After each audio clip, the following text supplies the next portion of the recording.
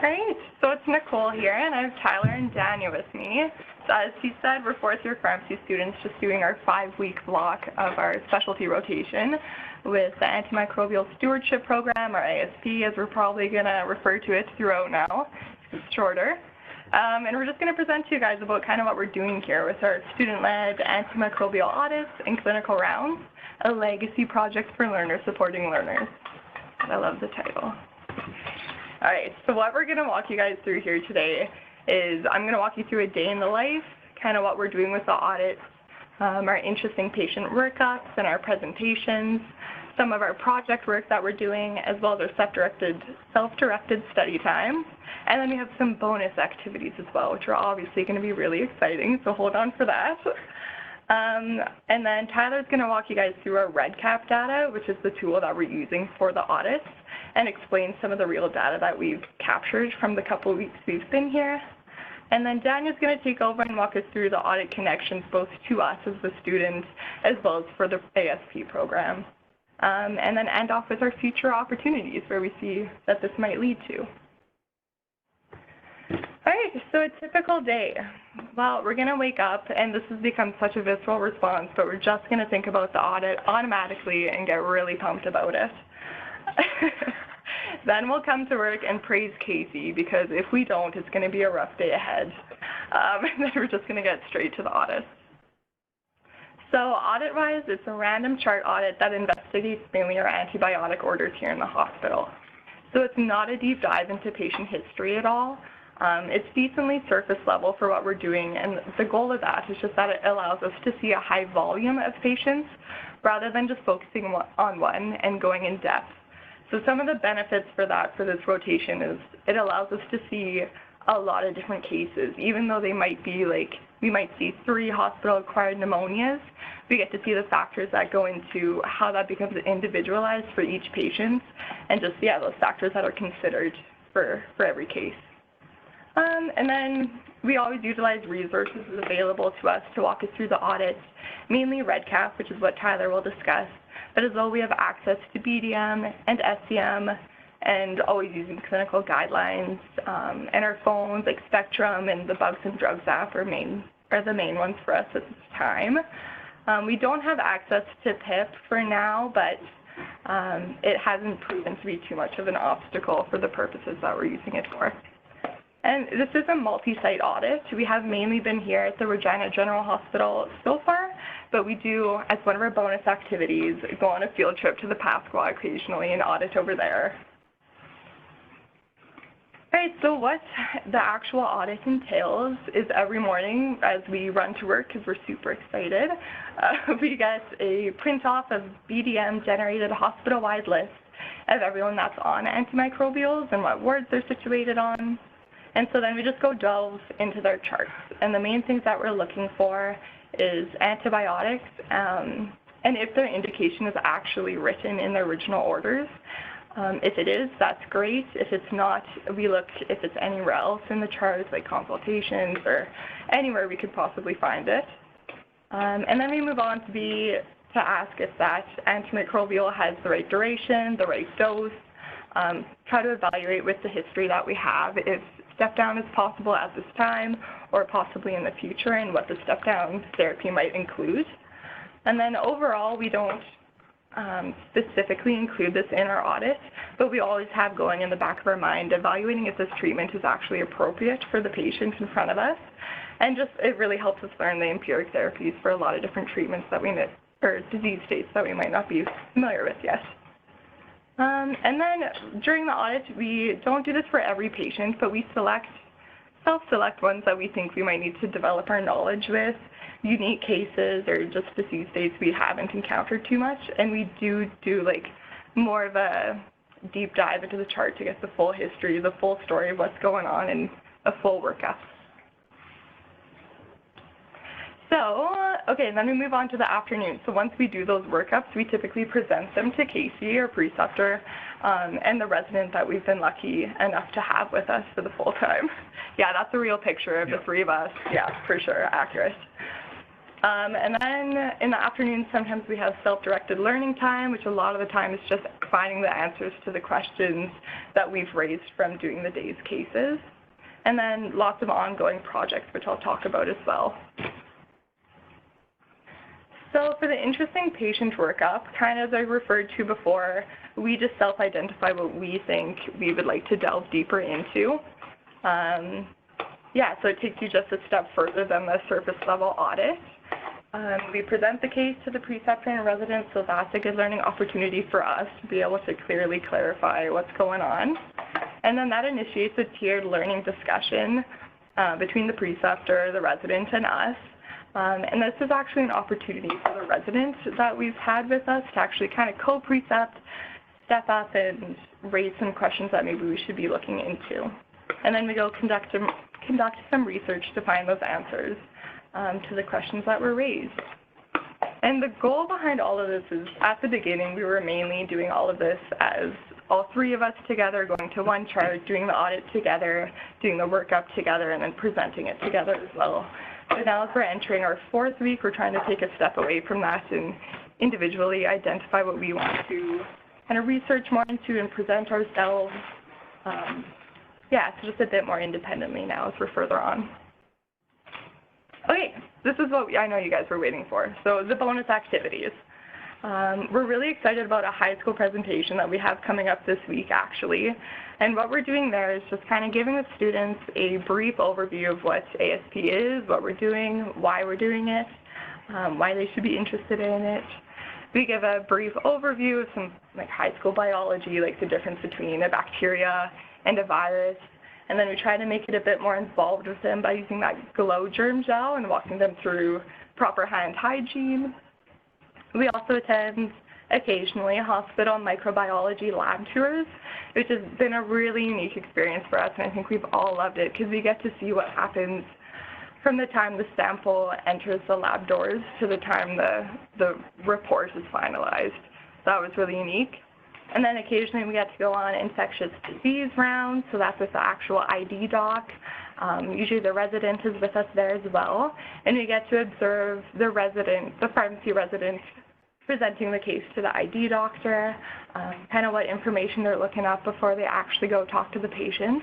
And then we actually do get to watch the actual conversation between the ID doctor and the patient and kind of that more clinical side of things.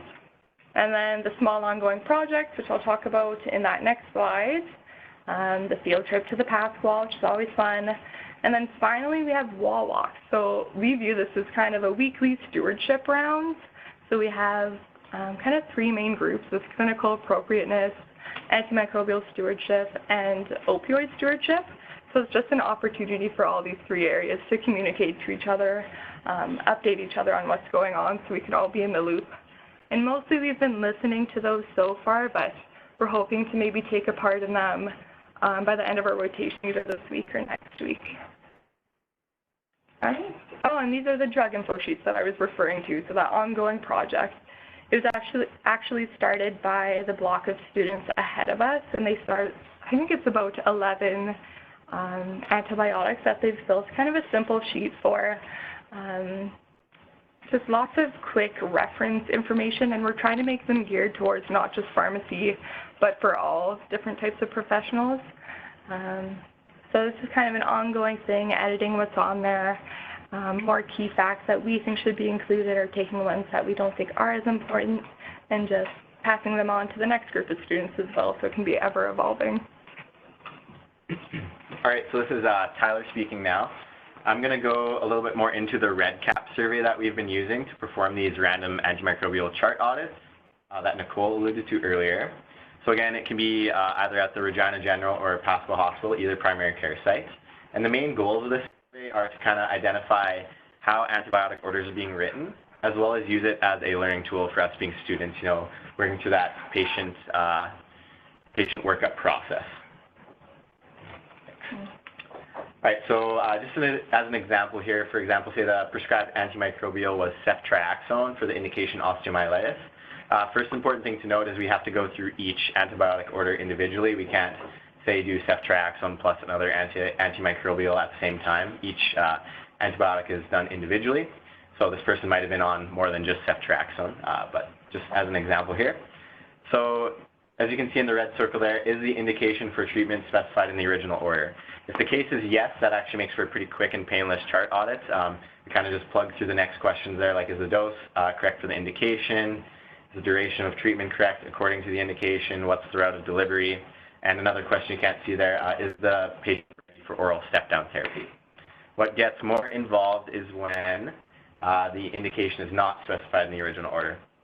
So as you can see here, another pop-down menu opens up, and then we then look into the chart a little more in depth and see if we can find the order or the indication written anywhere else. So we'll look in consult notes, we'll look on SCM, we'll look at nursing notes, admission lists, anything and everything we can find in the chart basically. Unfortunately, some of the time there is still no indication written anywhere in the chart. So we'll get into that when we talk about our data here in a couple slides. This is just a little bit more of a blown up picture again, those other questions. What is the route of delivery, IV, IM, oral, or other? And I guess with the, is the patient eligible for IV to oral step down question? That's kind of more of a subjective type question where we kind of discuss as a group or see even if the physician has written a plan on discharge to step the patient down to oral therapy. We kind of just assess as a group whether we think it's appropriate or not based on a multitude of factors. So it's kind of a more subjective question. All right, so here's some of the actual data that we've collected over a few weeks here. So we collect this data again using that REDCap survey. The data is prepared using MicroStrategy, a program that Jason taught us how to use. So for the first question here, is the indication for treatment specified in the original order? We audited about 68 orders in 2 weeks here, and as you can see, 30% of the time the indication was specified in the original order, whereas 70% of the time it was not. Interestingly enough, this is pretty similar to the data that the SFEP students from last block had seen as well. Kind of the same trend was seen. Getting a little bit more to the next question here, is the indication documented anywhere in the chart? So as you can see again, 43% of the time the indication was found elsewhere in the chart, whether that be again SCM, not the progress notes, but consult notes, nursing notes, kind of anywhere else in the chart. And as you can see, 27% of the time, there was no indication written in the chart at all for the antibiotic that was ordered. So you're thinking, you know, who cares? Why is this important? I guarantee you that the pharmacists down in Maine are probably looking at these pictures and saying, I can relate to that feeling. They get an order for any kind of antibiotic coming in on their screen, and how the heck are they supposed to assess, you know, this dose? What is the actual antibiotic being used for? Is it really even indicated? All they see is ceftriaxone 2 grams on their screen, and they plug it through and forget about it. Makes it very hard for them to do their jobs. So not only would including the indication in the original order enhance clarity, it allows for a couple other things to happen. So it can allow for tracking of drug use as well as monitoring for prescribing habits. So the ASP team here has done a community-run kind of audit where they tracked azithromycin use. They've done a few projects, I guess. This is one specific one. And when the indication is written with the order, you can kind of get a better picture of, okay, how often am I prescribing azithromycin for, say, community-acquired pneumonia versus other antimicrobial agents? And even more involved, you can then get cross-comparisons between prescribers.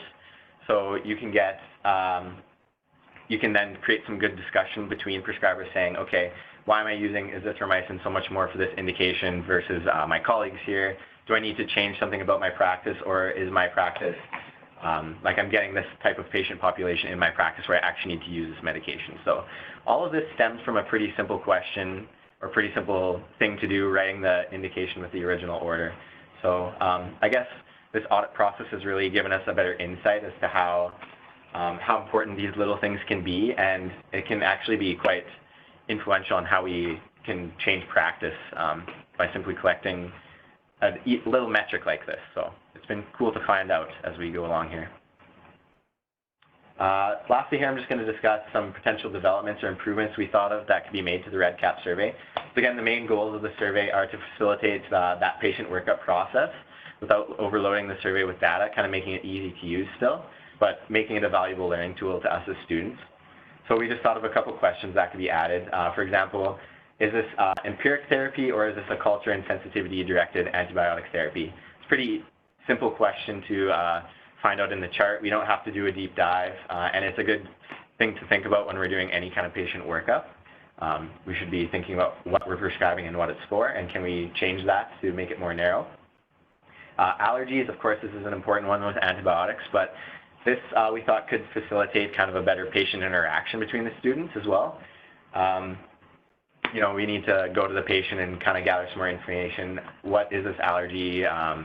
When did it happen? What did you take? You know, is this a true allergy versus kind of just a intolerance? And it's, again, a pretty simple question to ask. And this is just a quality of life improvement, the additional not indicated option for duration of therapy. Lots of times there was no actual duration written with the orders. Whether the indication was written or not, you'd kind of just get the antibiotic with or without a duration or indication. So in the case where no duration was written, we were just putting no instead of not indicated. So that's kind of some questions we thought of. All right, and this is Dania here. And I'm going to start out by talking about what this audit really does to contribute to the overall goals of ASP. And the first being that it is going to be a student involved legacy project, as we're kind of calling it. So as it was mentioned before, the students who had been here prior to us were also taking part in this audit. They were completing it daily while they were here and being able to capture some of that data.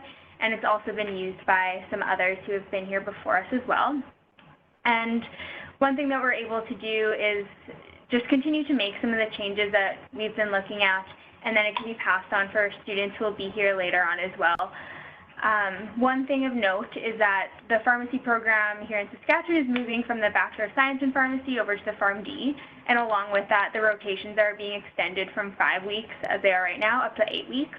So that will also give a little bit more time to be completing the completing the audit, gathering some more data, and hopefully with that contribution, we can also have some more usable data, something that we can gather a little bit more from. Also, we've found that it's been beneficial just for us to be on the units. It is an accreditation standard now that hospitals should have an antimicrobial stewardship program, and a lot of people might not know this who are working elsewhere in the hospital, or they also just might not have any idea of what that means, what people are actually actively doing for this effort. So we've been able to have some conversations together with particularly nursing staff, but also some physicians as we're up on the units, just about what it is that we're looking for. And hopefully through those conversations, we would be able to stress the importance of having an indication written in the original order, and whether it can convince a physician to write that, or even if a nurse is taking a verbal order from a physician, maybe we would be more likely to have some of that documented. And also just general awareness of the program could increase the likelihood of somebody, say, contacting pharmacy, contacting the program if they have any questions or if they have any big concerns that we could have a role in addressing. And overall, from gathering data from the audit, there's definitely the opportunity to recognize areas where we do need to make changes in either the way that orders are written or in the way that different antimicrobials are being prescribed and their appropriate use. And the audit definitely has connections to help us as students to continue learning as well. As it's been mentioned before, the audit tool is meant to mimic the workup process. And that's something that's really important for any student to be learning to become familiar with, and to have something that is kind of laying out your process for you, forcing you to go through some of those questions that you need to be asking for every patient is very important. And even just going to the units to be doing an audit, it's a really good opportunity for us to become familiar with using the different charts and also the resources that are found electronically, such as SCM and BDM, because a lot of us don't have much experience within the hospital setting either. So things like that, and even just getting around the hospital, realizing that we don't need to be standing in the corner all awkward before we ask for a chart, but we can gain some more confidence on the units as well. And there's also another very big benefit we found to doing the higher volume of less detailed workups with patients with the audit. Because oftentimes in our hospital rotations, pharmacy students will maybe work up 1 to 4 patients at a time, and you will have the goal of pretty much knowing everything that you possibly can about that patient, and that's really valuable because yeah, you know, you get to know those patients well, you get to learn what you need to look for, but then there's also the added benefit to this high volume type of process where even if you don't know every single thing that's going on, you don't have all of your drug therapy problems listed out for every single condition, we get to see, say, different infections or different indications a lot more frequently. And Nicole had alluded to this as well when she said that it's beneficial for us to see the same thing multiple times, say a pneumonia, because we can also look at the different patient factors that would influence why somebody might get different treatment. And it helps us to really apply those principles rather than just, yeah, picturing our notes or textbook answers that we have and really make it more applicable. Additionally, it just helps us to understand why stewardship and clinical appropriateness are so important and just get to see firsthand, yeah, how this is being implemented on units. And the case presentations that we do when we do work up patients more in depth have also been very beneficial for us, especially since we've been lucky enough to have a pharmacy resident with us for our full 5 weeks here. It's been really interesting to learn both from the 2 different residents that we've been working with as well as from Casey, and they always give us lots of really good questions to be thinking about, help us to better approach new patient cases, to teach us what kinds of things we need to be looking for, but also just some basic principles of treatment. And finally, the audit helps us to just get a better understanding of what useful metrics look like when it comes to antimicrobial stewardship. One thing that we learned very early on from Casey was that data within antimicrobial stewardship isn't something that's very clear-cut as to what's useful. And one reason for this is because changes in resistance patterns or changes in prescribing could absolutely be influenced by the efforts that we are putting forward, but there's also such a there's a local and global initiative to also be impacting antimicrobial stewardship. So it is a little bit challenging to really track what type of impact we're having, but we can also look at our local data, different things from this audit, just to see what the needs that we have are right here. And as we had mentioned before as well, with the longer rotations with PharmGs that will be coming up, hopefully we'll have this longer duration will help us to get some more data that's really useful for that.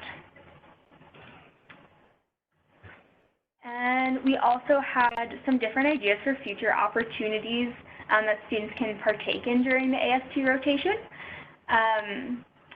There is another pharmacy AST rotation that U of S students can partake in, and that one is in Swift Current right now. But there's also other people who could be interested in this topic as a whole. So one opportunity is to have weekly therapeutic discussions together with other students who are on rotations, when we can talk about clinical cases or just have a therapeutic discussion where there's something that students can prepare for to, yeah, just to discuss with their peers and potentially preceptors as well. As Tyler had mentioned, there are opportunities for revision to the REDCap survey to better facilitate the patient workup process and also to make that data a little bit more meaningful and more usable for students in the future. Presently, patient interviewing isn't very well integrated into the program or the audit, and part of that is probably because we haven't actually been actively intervening within patient therapy, but that to integrate this would be really useful just for the purpose of further developing student communication skills with patients, their interviewing skills, and also to better understand the impact that these disease states have on patients, and to actually see it firsthand rather than just reading it from a chart. And there's opportunity just for more small projects like the antibiotic info sheets that Nicole had been discussing. And there's also opportunity for some of this data collection, such as the audit, to go beyond the hospital and the primary care centers here, but we could also go into long-term care, something like Wascana Rehabilitation Center, and also into the community where there's also a high volume of antimicrobial prescribing. So with that, I believe we've had a chance to talk about all the different goals we had for the presentation, and we can welcome any questions if somebody has them. All right, so if you have any questions, feel free to unmute yourself, and you can ask away. You can also type them into the chat box if you'd like, and we can grab them from there as well.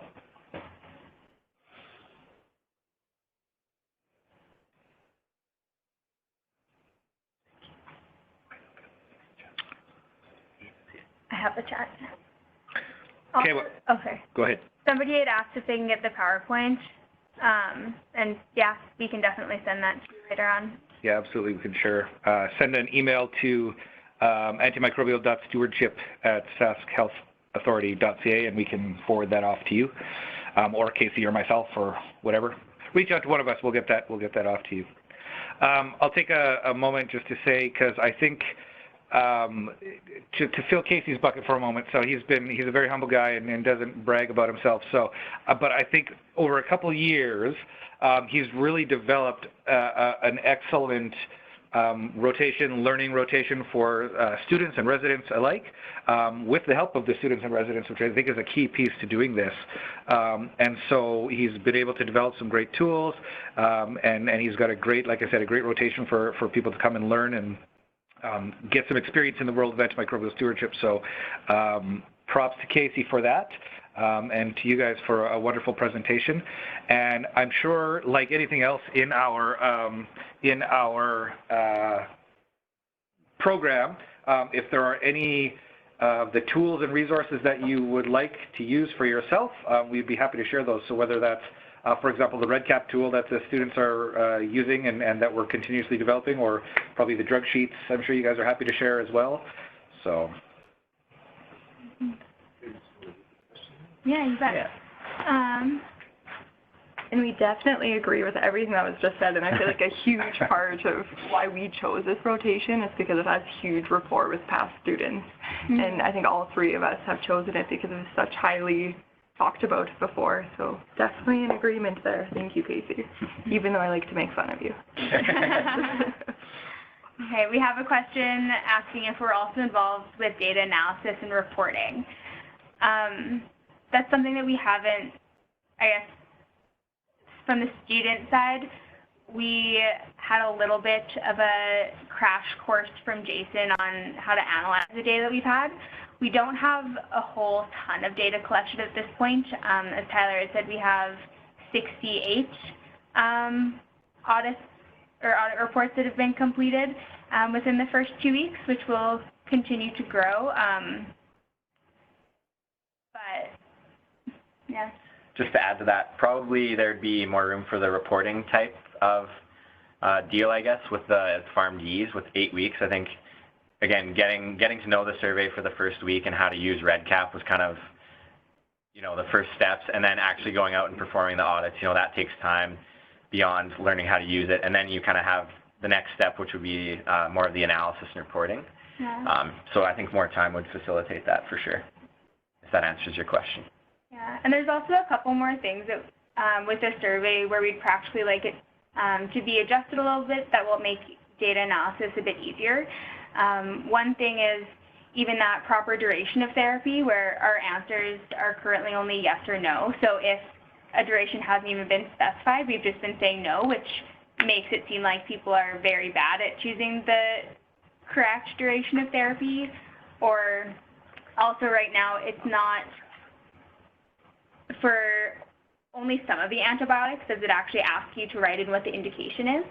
So if we're able to change that, have that be a consistent question that's asked, then we can see, for example, a better picture of how many people, like what people are prescribing for pneumonia or for osteomyelitis, and that will also just have some better utilization of data as well. Yeah, we have a question here that might be better answered by one of you two. Sure. I'm going to read it out so everyone can hear, I guess. So the question is, audit captured current state. Is there a plan to operationalize this as a standard approach provincially to meet ASP standards for the SHA? Who's asking? That's Karen McDermott. So do you want to do it, Karen? Do you want to be the first site outside of Regina? I mean, I know what I've got for students when we find out who's coming for Farm Ds. Yep. And this is actually something we've talked about is if we have this sort of survey and system built in REDCap, it's actually something that different sites could really utilize if we're all using the same BDM. You can print out your list of patients who are on antibiotics, and it's a good process for students to go out and kind of guide them through a workup and looking at antibiotics. So I think it's definitely something that can be applicable to different sites as well, and I'm hoping that actually happens. Yeah, the whole purpose of using something like REDCap, because it's a web-based database, it is as simple as us providing you with an account. You can either work off the exact same audit tool if you just want to combine all of the data together, or we could just create your own separate tool, which has the exact same questions, which also then gives you options to tailor it to your specific area or something like that, or to just use what could be a standard across the province. As I said, this is something that grows and evolves. As you see, they have some great opportunities for us to improve the survey further. But yeah, it's kind of the start of something that could really roll out across the province and could be used by either people currently performing antimicrobial stewardship duties, or if you're having students coming out and working with you, it's a great tool to get them out there and start interacting with patients and learning that data side. And then it rolls into giving them the ability to sort of start some preliminary analysis on some of that data.